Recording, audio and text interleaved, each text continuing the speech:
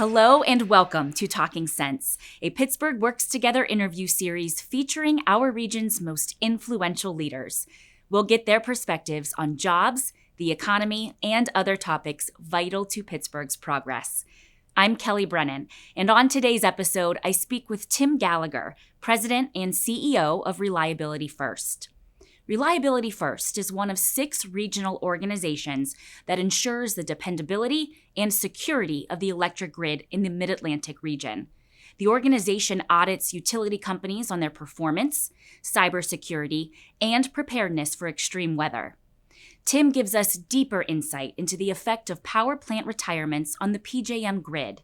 The PJM grid provides electricity to Pennsylvania, 12 other states, and the District of Columbia. He also shares his perspective about the transmission challenges that grid operators are facing throughout the region, along with what can be done to alleviate these issues. We hope you enjoy this insightful and informative discussion. Tim, thanks for being here.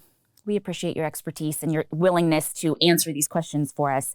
First, let's get right to it. What role does ReliabilityFirst play as it relates to our electrical grid? Okay, first I want to say how excited I am to be here, though. Good, we're so glad. I really appreciate this. I was born in Swickley. My dad was the captain of police there, and then he spent his life in the trades. He works for American Bridge as a bridge welder. He was a plumber, electrician, a millwright.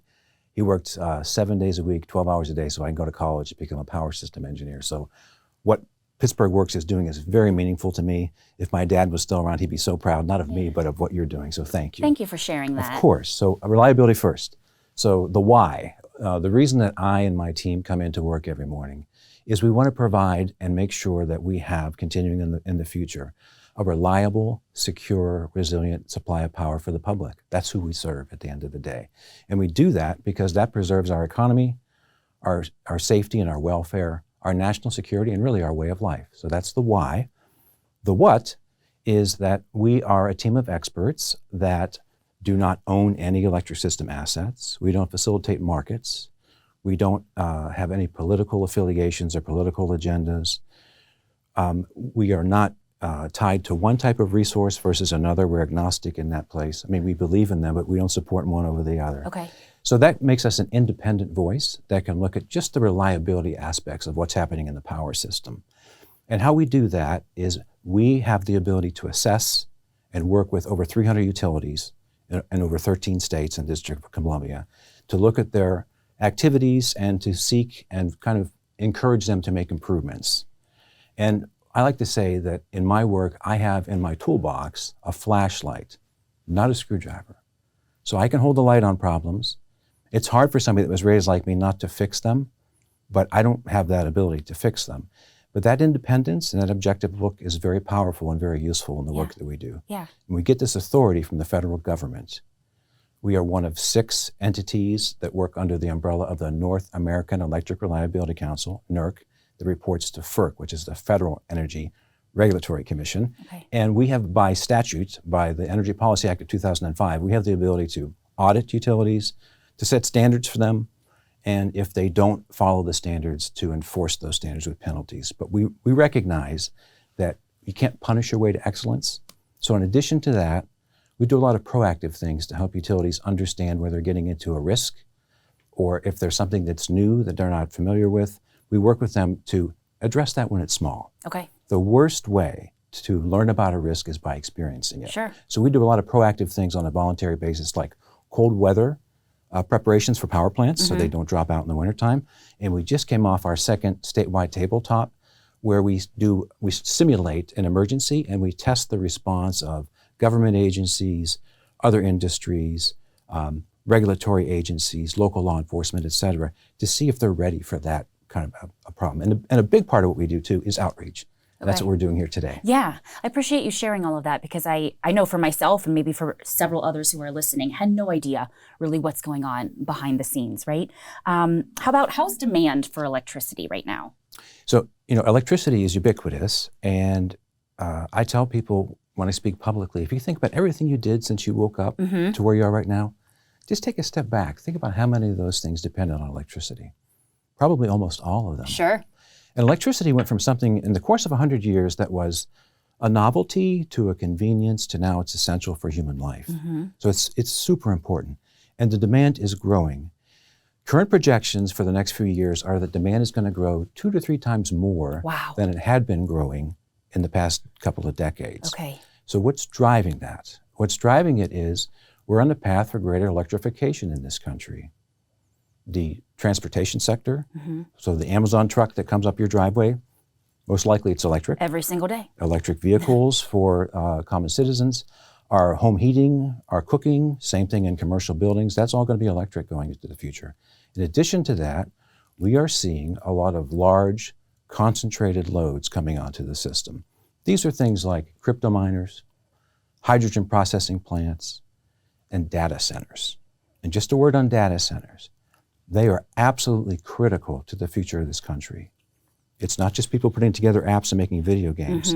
These are critical to the financial systems, to our economy, to our national security, to the inroads we want to make with AI as a country. But the challenge for me and people in the industry is that some of these data centers use as much electricity as the city of San Francisco. Wow. Just think about that. Wow. And think about how spread out the city of San Francisco is. These campuses are small and very confined. It's like a big warehouse. That's what you'd see from the outside. And the amount of demand we're talking about is 1 to 2 gigawatts. So 1 to 2 gigawatts, that's between 800,000 to 1.6 million residential homes. That's the same amount of electricity.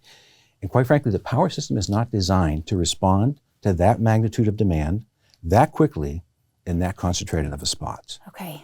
So that was going to be my next question about challenges, and you're discussing all of this growth, the challenges for the data centers. What other challenges do you think that the electrical grid is going to face then in the coming years? Well, the electric system is massive and intricate and has so many parts and it's so complex and there's so many control systems and human interactions. And I've heard some people describe it as the most complex machine that man has ever built. Wow. But the problem that's right in front of us right now, at its simplest terms, is just good old-fashioned arithmetic. Okay. So with electricity, the amount of electricity that you use, which we call demand, has to exactly match the amount that's produced or the supply continually, all the time. In fact, we have people that are experts that sit around in control centers across the country that make sure that that balance occurs every second of every day. And electricity is something that has to be created and delivered and consumed all in the same instant. So that's a really difficult job that they're performing. What's happening is we are, at the same time we're increasing demand, which we just talked about radically, we are removing supply. So if you look at the basic arithmetic question, one side's going up, the other side's going down. That's not sustainable. So what's driving the supply being removed? At ReliabilityFirst, we talk about what we call an energy trilemma. So if you think of a triangle, one leg is the economy, a second leg is the environment, a third leg is reliability. And they're all codependent. So you can't emphasize one without having some detriments to the others. And the challenge for policymakers at the state and federal level is that they have to decide which one of those legs to emphasize and when to do it and how fast to do it. So if you look at the history of energy production worldwide, you'll notice 4 facts. The first fact is that every time we discovered a new energy source, we added it to the ones we already had. So when we were burning wood for energy and for heat, and we discovered coal, we didn't get rid of wood. We kept it. We added coal to it. That made us better. That made us more diverse. That added greater strength to our fuel supply. The second thing is when we move from one predominant fuel type to the next, we always did it because it became self-evident from a standpoint of it was more economical, it was more efficient to the customers, to the consumers. The third point is that when you move from one predominant fuel to another one, it took decades to do that, sometimes 40 or 50 years to transition from one fuel to the next. And then the last point, if you look back in history, is that when you made those changes from an electrical generation standpoint, those changes were on the fuel supply, but they really didn't change the way that electricity was being produced. Okay. It was through a prime mover. You're always heating something up and boiling something and making something spin through magnets, and that made the electricity. So those 4 facts through history have always been consistent. If you look at what we're doing now, for the first time ever, rather than it being self-evident that we should move to a new fuel, we're forcing it. Okay. It's not cheaper, it's not more efficient, it's not more economical, we're forcing it because we're picking that leg of the trilemma, the environment one. Okay. The second point is we are, for the first time, removing resources from our prior supply. So we'd like to do away with all the fossil fuels to the extent we can. Never done that before. Third is the type of resource that we're adding is radically different than the types of resources we had in the past. So these were massive rotating machines, and they produce a lot of really important characteristics when they make electricity that keep the system running and keep it safe and keep it reliable. We're removing those and replacing them with microprocessor-based, computer-based systems. And they bring a lot of wonderful things, but they don't yet produce those characteristics. So we're radically changing the way we produce electricity. And then the fourth point, we want to do this by most projections in 10 to 15 years. All of those things are very different, very new than what's happened for 100 years in the industry. That's a lot with these. Sorry. No, and you don't need to be sorry. I'm saying that's a lot in the sense of, I think, opening up our eyes to really how much is going into this thought process to make this better in the future. So how about Pennsylvania? Pennsylvania is home to an abundance of natural gas and other resources. What specifically can Pennsylvania do to ensure that the electrical grid continues to operate smoothly and that homes and businesses get what they need? You're right. Pennsylvania is uniquely positioned and very blessed with a lot of resources. Yes. Pennsylvania produces 20% of this country's natural gas. They're the top three in coal production. Pennsylvania exports more electricity to its neighbors than any other state. That makes Pennsylvania very powerful because energy drives the economy. Those are the two of the legs of that trilemma. Mm-hmm. So my advice to Pennsylvania is take an all of the above approach. You've got all these resources. They're all wonderful. Use them all. And use them in a way that fits the trilemma in the way that the constituents of Pennsylvania are happiest with. Okay. Because somebody always is going to be unhappy with what you pick, but pick the one that works for the most people. Any fuel source you pick has downsides to it. Coal depends upon rail. It can be subject to interruptions if there's a rail strike. The coal pile can actually freeze. It does make pollution. Natural gas can be interrupted at the time when you need it the most. Mm-hmm. Hydro resources depend on precipitation and snowfall and snowpack. Wind depends on the wind blowing. Solar depends on it being sunny, and at nighttime you can't really use solar. Mm-hmm. Batteries are not really generators. They're like time machines that shift electricity from one point to another, but there are limitations to them as well. Nuclear plants need to be refueled. That takes a long time. None of them are perfect. Sure. All of them have weaknesses, but if you build them in combination and use them all, you can cover for the weaknesses of one or the other. So all of the above approach, again, going back to history, don't remove one from the table. Find a way to use the other ones in a way that satisfies the trilemma. And then the last point is there's something called common failure mode, where if one bad event occurs, you don't want it to take out all or the predominance of your ability to do something. Mm-hmm. And if we depend too much on one type of resource, a common failure mode, like a problem with an inverter or the sun not shining, can wipe out your electricity production. We don't want that to happen. Of course. I like that all of the above approach. Right. It's a great takeaway from this interview. Anything else that I'm not asking that you feel is of the utmost importance to share or even clarify for our listener? There's so much, and Kelly, I wish we could spend longer. You probably don't, but I do, because there's so much to this, and we've only scratched the surface. Okay. And it's a lot of it gets, unfortunately, very complicated, a lot of engineering theory, but there are three things I'd like to leave you with. Sure. One is that we need to understand electrons and electricity do not follow the laws of man. So they're not going to respect geopolitical boundaries. They don't respect the law. They respect the laws of physics. So because the system is so interconnected, and that's a good thing, we can depend upon each other on times of need. But because it's so connected together, things that happen as far away as Iowa can impact Pennsylvania. Wow. And there are states that are counting on Pennsylvania so that they can implement their stated policy objectives in the environmental space. So that's one. The second point is that there are massive amounts of very long lead time, very capital intensive infrastructure we need to add to this country. And we need to get moving on it right away. PJM, the region where Pittsburgh is, the RTO that facilitates the market and does a lot of reliability functions, they're projecting by 2030 there will be electricity shortfalls. Wow. That's 6 years from now. Mm-hmm. It takes about 6 years to plan, design, site, contract and build a new power plant. So if we need to add supply, we're already behind the gun because this year is almost over. So it's really only 5 years. So we need to find a way to expedite that. And same with transmission. Transmission is the delivery system from the generator to your home. It takes 7 to 10 years and often longer than that to build transmission. So we have to find a way to do those things faster as well. And then the third point, Kelly, I'd like to leave you with, and this one is where it gets a little more hairy with the engineering aspects. And I touched on this earlier, but it's so important.